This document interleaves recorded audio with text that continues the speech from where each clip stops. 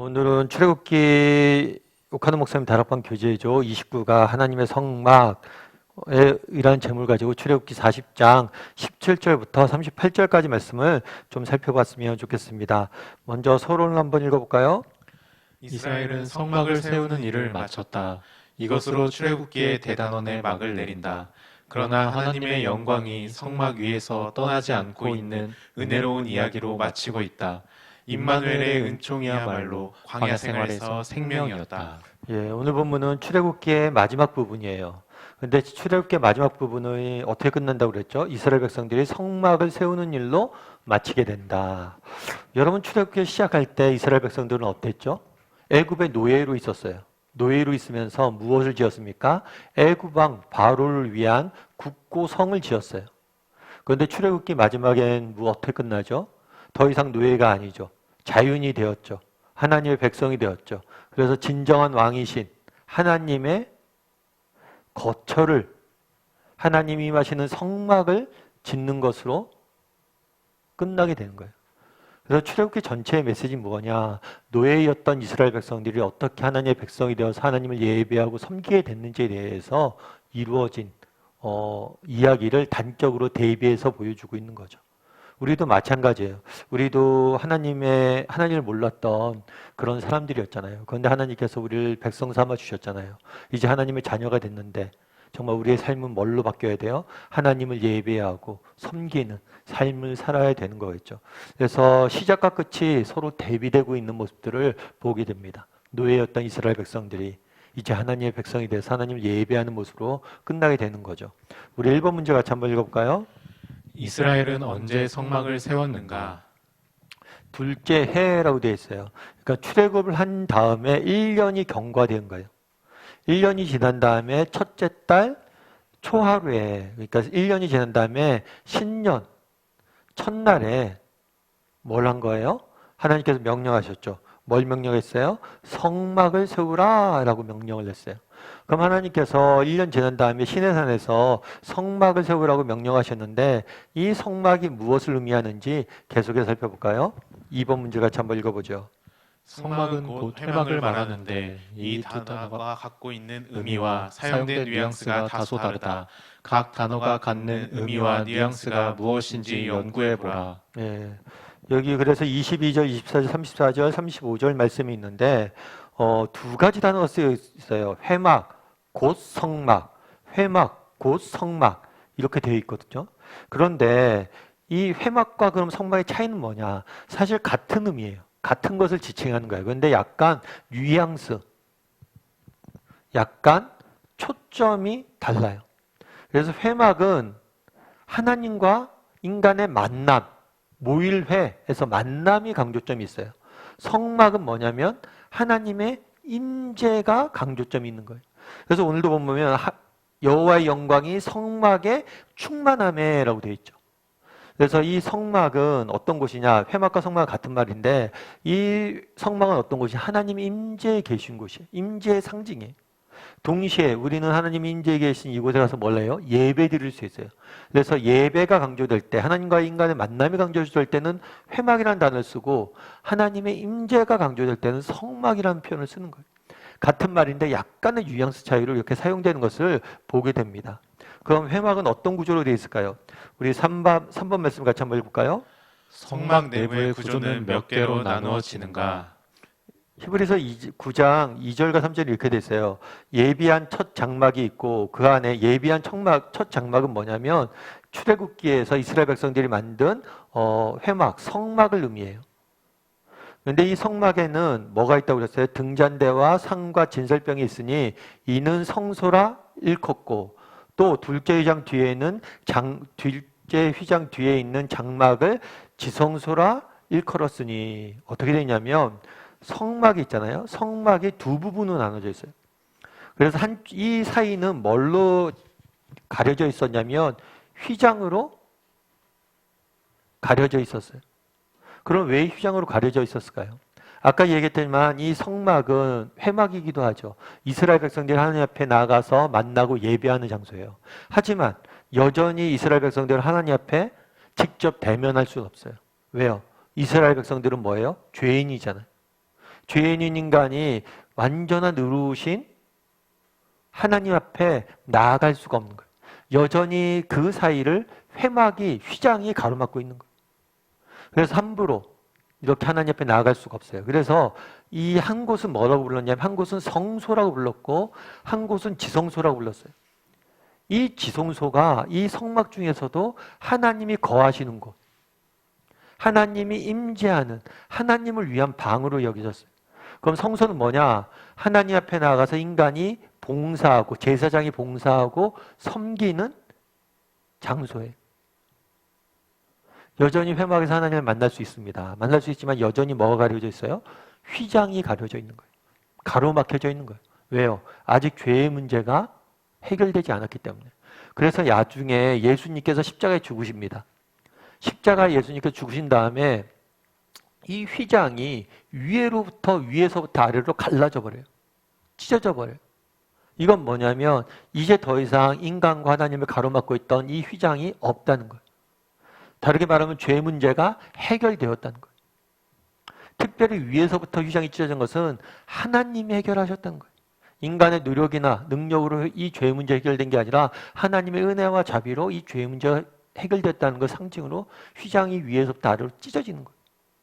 그래서 여러분들이 보시면 뭘로 가로막혀져 있었어요? 휘장으로 가로막혀져 있었어요. 그리고 지성소와 성소로 나누어져 있었어요. 그러면 지성소와 성소 각각에는 어떤 것들이 있었는지 계속해서 살펴볼까요? 성소에 비치된 내용은 무엇인가? 히브리서 9장 2절을 보면 예비된 첫 장막이 있고 그 안에 등잔대와 상과 진설병이 있으니 이것은 성소라고 했다라고 됐어요. 아까 얘기했던 것처럼 성막은 지성소와 성소로 나누어지는데 이 성소 안에 뭐가 있었냐면 등잔대와 상과 진설병이 놓여져 있었어요. 이 진설병은 거룩한 빵인데 이게 12개가 있었어요. 12개 빵을 넣어요. 그래서 이 빵을 상 위에다 놓는 거예요. 그럼 진설병이 왜 12개이고 진설병이 상징하는 거 뭐냐? 이건 하나님의 공급하심을 상징하는 거예요. 12개는 이스라엘 12지파를 상징하는 거예요. 하나님께서 이스라엘 12지파를 각 사람을 각 성도를 하나님께서 공급하신다라는 상징으로서 이게 진설병이 놓여져 있는 거예요. 그리고 등잔대는 뭐냐? 빛이에요, 빛. 하나님께서 빛 되어서 이스라엘 백성들을 인도한다. 그런 의미로 빛 대신 하나님, 그래서 하나님의 임재, 빛의 상징과 빵, 빛과 빵으로 우리를 인도한다는 상징으로서 성소를 되어져 있는 거죠. 그래서 이 성소는 늘 제사장이 매일 들어가서 뭘 했냐면 이 등잔불에 불을 붙이고 빵을 비춰놓고 이런 일들을 했어요. 그리고 앞서 얘기했던 이 성소에는 제사장들도 대제사장만 사장만 1년에 한 번 밖에 못 들어가요. 그만큼 거룩한 곳이기 때문이에요. 자, 그 다음에 그럼 지성소에는 어떤 게 있었냐? 5번 문제 같이 한번 읽어볼까요? 지성소에 들어있는 기구들은 무엇인가? 히브리서 9장 4절부터 5절 보면 금 향로와 사면을 금으로 싼 언약궤가 있고 그 안에는 만나를 담은 금항아리와 아론의 싹난 지팡이와 언약의 돌판들이 있고 그 위에 속죄소를 덮는 영광의 그룹들이 있으니 이것들에 관하여 이제 낱낱이 말할 수 없노라. 금 향로와 뭐가 있었냐고 그러냐면 언약궤가 있었어요.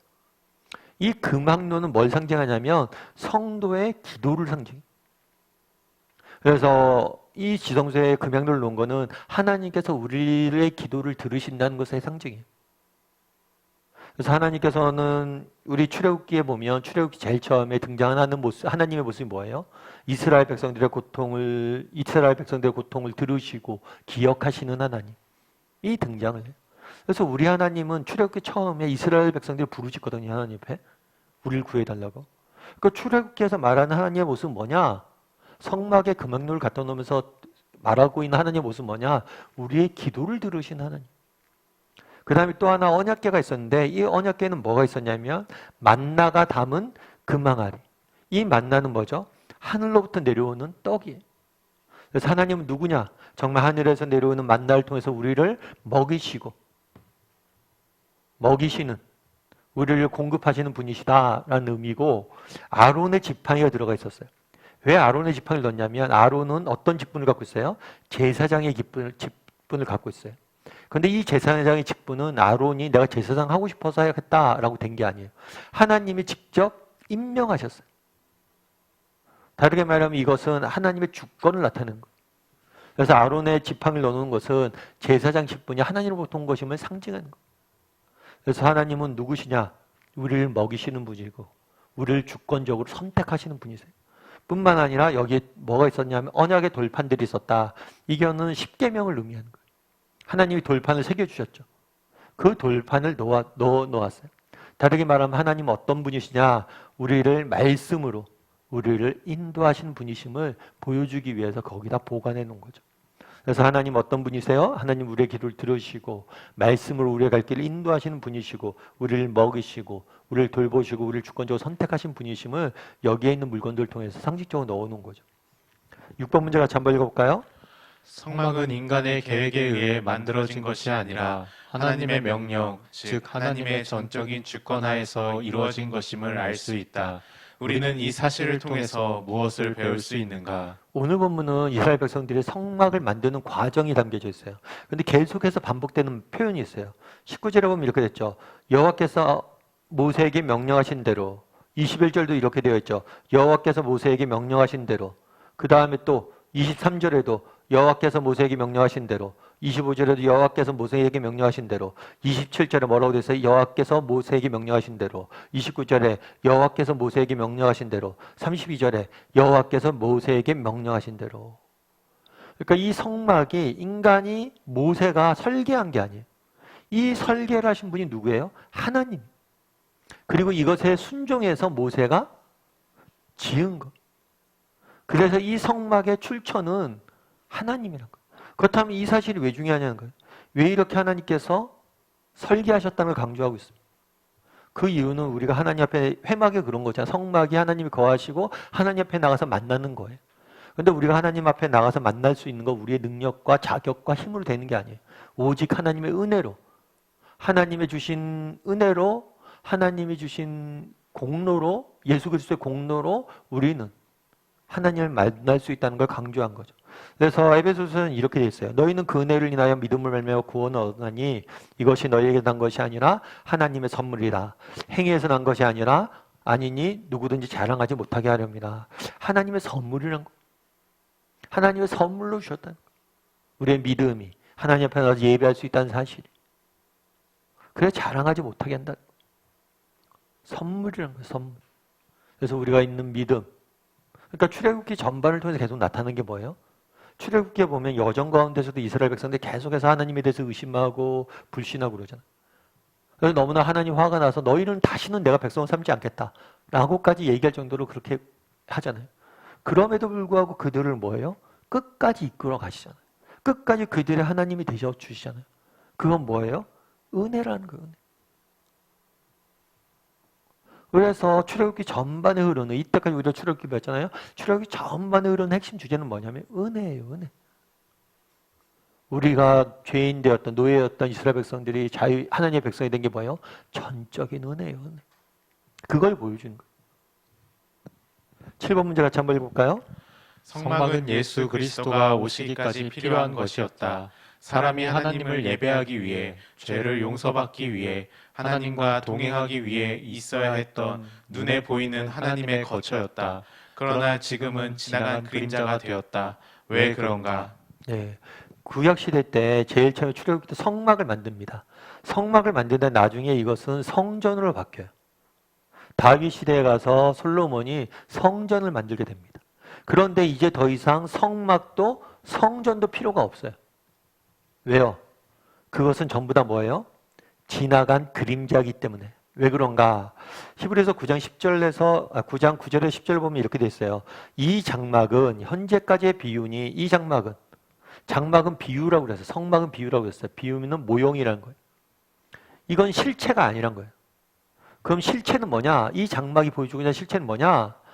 비유니 이에 따라 드리는 예물과 제사는 섬기는 자를 그 양심상 온전하게 할 수 없나니 성전이 있잖아요. 성막이 있어요.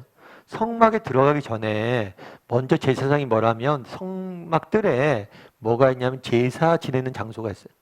그래서 여기서 제사를 지내게 됩니다. 제사를 지내고 거룩해진 상태에서 들어가야 돼요. 하나님을 만나야 돼요. 그러니까 하나님을 만나기 위해서 우리의 죄 문제를 해결해야 되는데 여기서 드리는 제사는 우리의 죄를 완벽하게 없앨 수 없다는 거예요.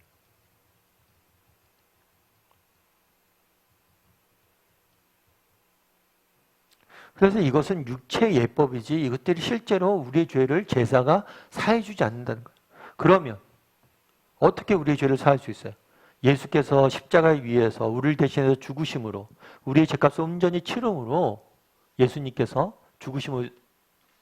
죽으심으로 죄가 사해지는 거거든요. 그러니까 이 드리는 제사, 성막 앞에서 드리는 제사도 십자가의 모형이고 이 성막 자체도 뭐예요? 십자가의 모형이 되는 거예요. 그래서 9장 24절에 이렇게 되어 있죠. 그리스도께서 참것의 그림자인 손으로 만든 성소에 들어가지 아니하시고 바로 그 하늘에 들어가사 이제 우리를 위하여 하나님 앞에 계시고 이 성막을 통해서 우리는 하나님을 만날 수 있다라고 생각을 했어요. 그런데 이제 더 이상 성막에 나가서 만날 필요가 없어요. 예전에는 성막에 가야지 하나님을 만날 수 있다 생각했어요. 성전에 가야지. 또 성막이 없었는데 성전이 세워진 다음에 하나님 앞에서 예배드리고 하나님을 만나기 위해서 성전에 가야지만 하나님을 만날 수 있다고 그랬어요. 그런데 이제 그렇지 않아요. 이제 우리는 언제든지 하나님을 만날 수 있어요. 누굴 통해서? 예수님을 통해서. 예수님의 십자가의 보혈의 공로로 우리는 언제든지 하나님 앞에 나아갈 수 있는 거예요. 그래서 성막이 더 이상 필요 없는 거예요. 회막이 더 이상 필요 없는 거예요. 회막은 왜 있는 거예요? 하나님을 만나기 위해서 있는 거예요. 그런데 이제 우리는 예수님을 통해서 우리의 죄값이 사해졌기 때문에 언제든지 하나님을 만날 수 있는 거예요. 그래서 성막이 필요 없는 거예요. 8번 문제 같이 한번 읽어볼까요? 성막을 세우는 날 어떤 일이 일어났는가? 성막이 다 만들어져서 순전히 만들어지니까 구름이 회막에 덮이고 여호와의 영광이 성막에 충만함에 구름이 회막을 쫙 덮었다고 그랬어요. 이 구름은 뭐냐면 하나님의 임재의 상징이에요. 그리고 여호와의 영광이 성막에 충만했죠. 모세가 하나님 앞에 구했어요. 하나님 영광을 보여달라고. 야, 내가 더 이상 너희랑 못 가겠다. 너희끼리 가라. 아닙니다. 하나님 함께 가셔야 됩니다. 그래, 내가 그럼 가겠다. 하나님 증거를 보여주십시오. 하나님 우리와 함께 하신다는 임재하신다는 증거를 보여주십시오. 그럴 때 영광을 보여줬어요. 마찬가지로 이 성막의 구름이 잘 덮였어요. 그것은 뭐냐면 내가 너희와 함께 한다는 그 증거예요. 임재의 상징. 성막을 짓자 그곳에 뭐예요? 하나님의 영광이 임하고 실제로 하나님께서 임재하시는 모습들을 실제로 보여준 거죠. 사실 우리 하나님은 공간의 제약을 받는 분이 아니에요. 우리 하나님은 어디든지 계세요. 그런데 이 조그만 성막이 왜 있느냐? 이곳에 계시지 않아요. 아니, 이곳에도 계시지만 마음 천재 충만하신 분이에요. 다만 이곳을 만들라고 한 이유는 뭐냐면 상징이에요. 내가 너희와 함께한다. 너희 안에 거한다는 상징으로서 성막이 있었던 거죠. 9번 문제 같이 한번 읽어볼까요? 회막에 하나님의 영광이 충만한 것을 무엇을 가리킨다고 보는가? 앞서 얘기했던 것처럼 이것은 하나님의 임재의 상징이고 하나님이 이스라엘 백성 가운데 거하심을 시각적으로 보여준 거예요. 하나님이 보이지 않으니까 이런 성막과 구름 등과 같은 것들을 통해서 뭐예요? 임재를 보여주신 거죠. 시각적으로. 10번 문제 같이 한번 읽어볼까요? 오늘날 우리에게는 이 놀라운 사건이 어디에서 일어나는가?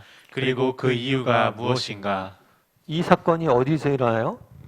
마태복음 18장 20절에 뭐라고 했어요? 두세 사람이 내 이름으로 모인 곳에 나도 그들 중에 있다. 우리 공동체 가운데 우리가 모여서 함께 예배할 때 우리가 다락방에 모여 있을 때 그럴 때 하나님께서 늘 뭐예요? 그곳에 임재하시는 거예요. 그래서 예전에 우리가 소그룹 같은 거 할 때 어떻게 우리 다락방도 있고 그러잖아요. 이 소그룹을 할 때 예전에는 그런 걸 많이 했어요. 빈 의자를 하나 더 갖다 놨어요. 우리 소그룹 구성원이 6명이에요. 그럼 5명이에요. 그럼 의자를 6개를 준비를 해요. 왜 6개를 준비할까요? 이 빈 의자 하나는 뭐예요? 예수님의 자리. 하나님이 임재하고 계시기 때문에 하나님의 이름을 일부러 비워놓았던 적이 있어요. 또한 그 빈 의자는 뭐예요? 초청하기 위한.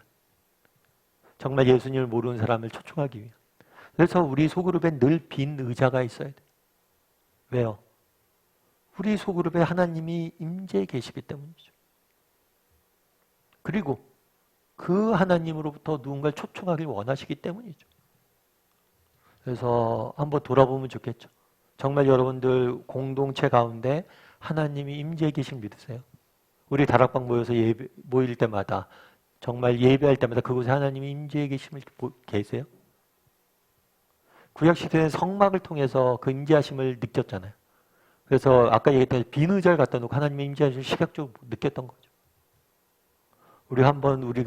그렇다고 뭐 지금 당장 비누절 두라는 건 아니에요.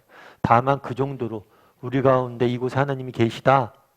우리가 대화 나눌 때 옆에서 하나님이 앉아 계시다. 이런 생각을 가지고 여러분들 대화 나누고 다락방 모이고 그렇게 하냐는 거죠. 한번 돌아볼 필요가 있겠죠. 요한복음에서 뭐라고 되어 있어요? 내가 아버지께 구하겠사오니 그가 또 다른 보혜사를 너희에게 주사 영원토록 너희가 함께 할 것이다.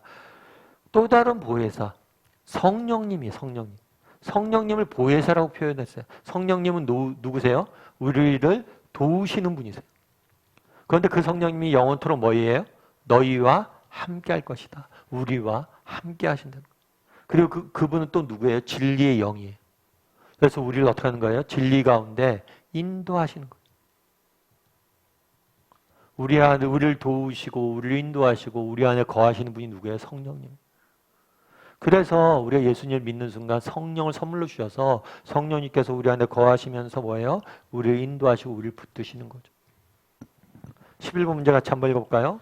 당신은 하나님을 모시고 사는 사람으로서 마치 지성소에 구름이 가득한 것처럼 하나님의 영광이 보이지 않게 충만하다고 생각하는가? 앞서 이야기 나눴던 것처럼 우리 속으로 모일 때 그곳에 하나님께서 임재하시면 여러분들 느끼세요?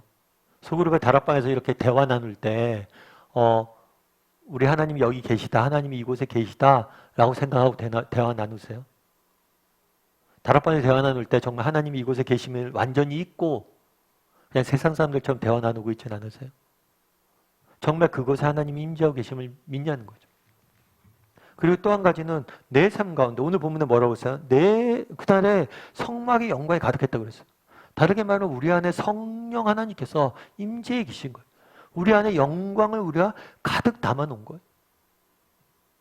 그럼 여러분들은 이 사실에 대해서 분명히 인지하고 계세요? 정말 하나님이 내 안에 거하고 계시다. 나를 도우시고 나를 인도하시고 내 마음에 들어와 계시다. 늘 나와 동행하고 계시고 나와 함께 느끼시고 이러고 계시다. 이런 생각이 있으세요? 한번 나눠보세요. 진짜 그렇게 생각하고 사는지. 목사님 그렇게 생각하고 살면 못 살 것 같아요. 하나님이 일거수일투족을 지켜본다고 하니까요. 뭐 그럴 수도 있겠죠. 그런데 정말 하나님이 나와 함께 하신다는 게 얼마나 영광스러운 일이에요. 뭐 불편할 수도 있겠죠. 그런데 진짜 영광스러운 일 아니에요? 그분이 나와 함께 하신다는 게. 내 마음의 그리스도의 집이라는 로버트 멍어가 쓴 책이 있어요. 이 책은 뭐냐면 소책자인데 우리 마음을 집에 비유했어요. 그래서 집 안에 있는 거실도 있고 뭐 안방도 있고 오락실도 있고 여러 가지 그런 것들이 있는데 이걸 통해서 우리 삶의 요소를 이렇게 쭉 비유를 통해서 이야기한 거예요. 그런데 그 이야기 속에 그런 게 있어요. 거실에서 뭐가 있냐면 어떤 일이 있냐면 하나님 앞에 기도하려고 그래요. 기도 자리를 시간들 정해놓고 기도 장소를 만들어놨어요. 그런데 세상 일이 바쁘다 보니까 이것저것 하다 보니까 기도 시간이 점점 빼먹는 거죠. 그리고 기도 시간을 계속해서 기도하지 못하는 거예요. 우리도 그렇잖아요. 하나님과 기도해야지, 하나님과 늘 동행해야지, 하나님 나 안에 거하시지 막 이렇게 해서 뭐 하는데 잘 안 되잖아요. 그런데 그 책에서 이런 표현이 있어요. 어떤 표현이냐면 그분이 말씀하셨습니다. 잘못된 것은 이것이다. 너는 이제껏 경건의 시간이나 성경 연구나 기도 시간이 내 자신의 영적 성장에 필요한 수단으로만 생각해왔다. 그건 사실이다. 그렇지만 이 시간이 나에게도 의미가 있다는 것을 잊고 있구나. 뭐냐면 우리가 그렇죠. 경건의 시간을 갖고 성경 연구를 하고 기도를 하고 이런 것들이 내 영적 성장을 위해서 필요하다고 생각을 해요. 그것도 맞아요. 그런데 하나님께서 왜 이런 시간들을 우리의 가지라고 얘기하냐? 너희뿐만 아니라 나에게도 의미가 있다는 거예요. 다르게 말하면 나도 너희를 만나고 싶다는 거예요. 참 이 말이 되게 와닿더라고요. 하나님이 나를 만나고 싶어 한다. 하나님이 나를 만나고 싶어 한다. 여러분 청와대에서 전화가 와서 청와대 잠깐 와달라고 대통령께서 당신을 만나고 싶어 한다고. 그럼 여러분 어떻겠어요? 예, 시간 없어요. 바빠요. 하고 끊겠어요? 아니죠. 가죠. 그런데 정말 하나님이 나를 만나고 싶어 하는 거죠. 정말 하나님이 내 안에 거하시는 거죠. 여전히 우리에겐 죄성이 남아있고 여전히 우리는 악한 면들이 있기 때문에 하나님이 내 안에 거한다는 사실에 대해서 부담스러울 수 있고 정말 그것들에 대해서 우리가 별로 감사히 여기지 않을 수도 있어요. 하지만 이것처럼 영광스러운 일은 없어요. 우리 하나님이 우리 안에 거하시는 거죠. 구약시대 때 성막에 임재했던 그 영광이 내 안에 임하시는 거죠. 그래서 한번 돌아봤으면 좋겠어요. 나는 정말 내 안에 우리 공동체 안에 하나님이 임재하고 계시다. 함께 계시다. 이것들을 느끼고 사는지 한번 이야기를 나눠봤으면 좋겠어요. 여러분 다락방 오늘 모여서 할 거 아니에요. 다락방 모일 때 그곳에 하나님 계시다고 여러분 생각하세요? 그거 한번 나눠보세요. 대화 가운데 하나님 함께 하신다. 12번 문제 같이 한번 읽어볼까요? 이스라엘은 성막과 함께 행동하였다. 그 내용을 말하라. 예, 성막과 함께 행동했다. 이 성막을 만든 다음에 이스라엘 백성들은 이 성막 중심적으로 모든 것이 이루어집니다.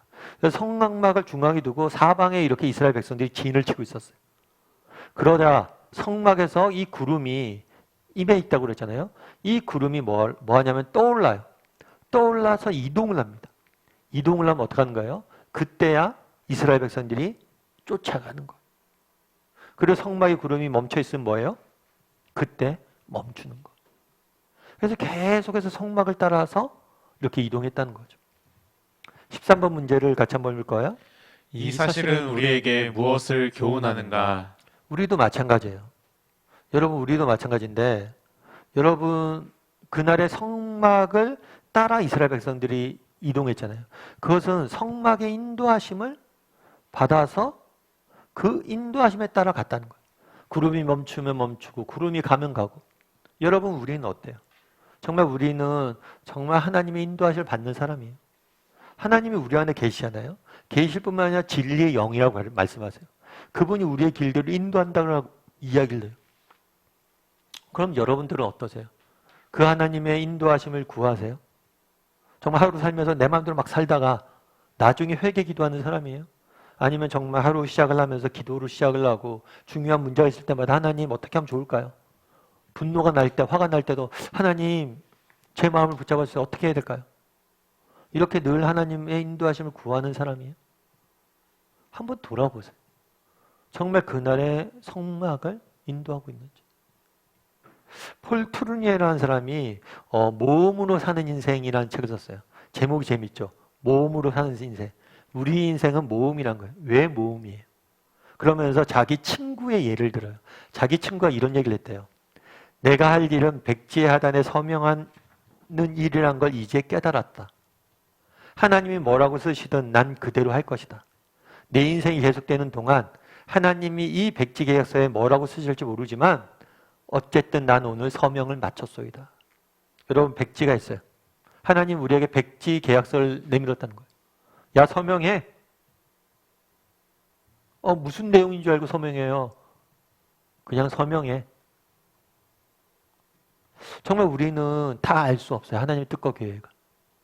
그럼에도 불구하고 뭐 한 거예요? 난 서명했다는 거예요. 그래서 모험이란 거예요. 그럼 나는 어떻게 서명할 수 있어요? 신뢰죠, 신뢰. 내가 믿지 않는 사람이 이걸 꼼꼼히 봐야죠.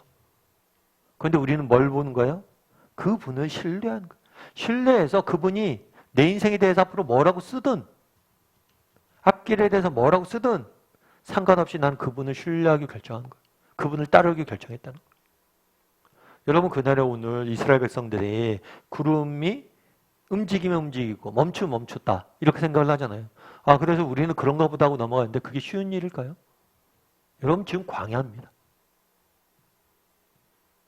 이 인간이 살 곳이 아니에요. 광야는. 사막 한가운데. 그런데 몇 날 며칠 후 가만히 있습니다.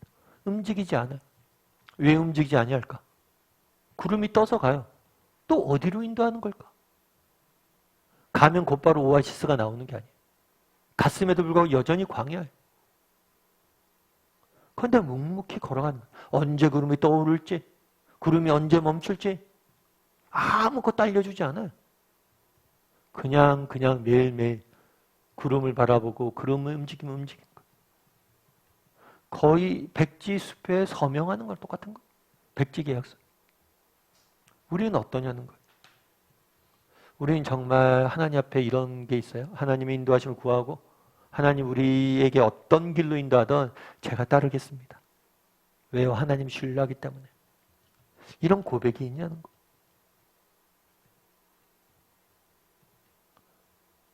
고백할 수 있어야죠. 왜요? 우리 하나님 신뢰할 만한 분이잖아요.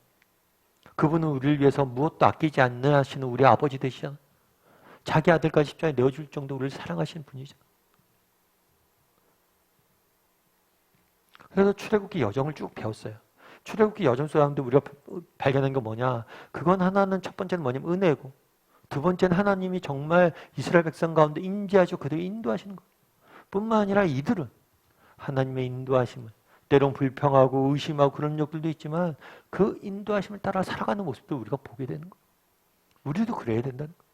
우리도 때로는 마음에 불평이 생기고 불만이 생기고 의심도 생길 수 있지만 그럼에도 불구하고 여전히 구름을 따라가야 되는 거예요. 여러분들은 어떤지 한번 점검해 봤으면 좋겠어요. 구름을 따라가는 인생인지. 14번 문제 같이 한번 읽어볼까요? 밤낮을 가리지 않고 구름이 성막을 떠나지 않았다. 그래서 이스라엘은 항상 그것을 볼 수 있었다. 이 사실은 우리에게 무엇을 말해주고 있는가? 뭐라고 되냐면 낮에는 구름이 성막 위에 있고 밤에는 불이 구름 가운데 있었다라고 이야기하죠. 그래서 이 구름은 낮에는 구름은 이건 큰 그늘을, 그러니까 더위로부터 이스라엘 백성들을 지키는 역할들을 했어요. 불은 뭐예요? 이거는 추위로부터 이스라엘 백성들을 지키는 역할들을 했어요.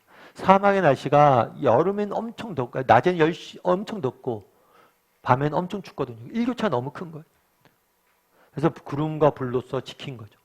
다르게 얘기하면 뭔 얘기냐면 아까 구름의 인도하심을 따랐잖아요.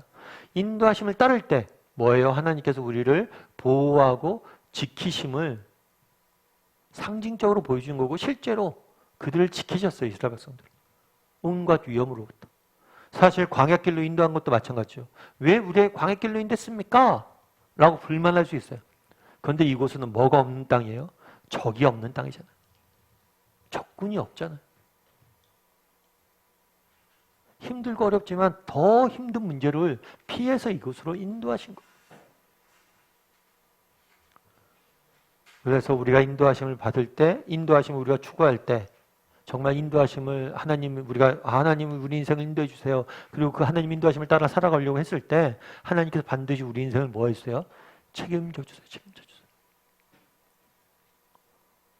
제가 종종 말씀드리지만 목욕탕에 가면 인생에 진리가 써 있죠. 어떤 진리가 써 있어요? 요즘 대중목욕탕 안 가지만 예전에 대중목욕탕에 가면 써 있는 말이 있었고 맡기지 않은 물건은 책임지지 않습니다. 인도하심을 구해야지. 순종해서 인도하심을 따라가야지. 하나님 우리 인생을 책임져 주잖아요. 맡겨야 책임져 주세요. 그런데 왜 이러한 인도하심, 이러한 보호하심과 하나님의 채우심을 못 맛보냐? 맡기지 않아서 그래요. 먼저 맡기고 따를 수 있어야 돼요. 그래서 나는 얼마나 맡기고 따를 수 있는 사람인지 정말 점검해 보시고 그렇게 맡기고 따랐을 때 하나님께서 반드시 뭘 하실 거예요? 우리를 채우시고 입히실 것입니다.